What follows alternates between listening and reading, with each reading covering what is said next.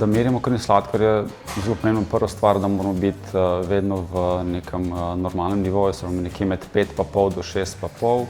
Vse, kar je nižje, je pač pomanjkanje sladkorja v krvi, kar lahko pač se vidi pri tem, da se potem lahko začneš tresti, imaš raztresen govor, si brez energije, to pol posledično vodi lahko tudi kakšne zaplete, recimo, kot je, če ne zdraviš tega, če ne poboljšaš tega sladkorja, greš pač lahko tudi se lahko zgodi tudi smrt. Seveda, če so pa sladkorji povečani, pa lahko pride do zapletov zaradi tega, ker se tvoja presnova ogljikovih hidratov, maščob in beljakovin se drastično poslabšata. Hkrati to lahko vodi do zapletov z žilami, z jetri, tudi z vidom. Tako da v vsakem primeru je ne ena skrajnost, ne druga ni dobra.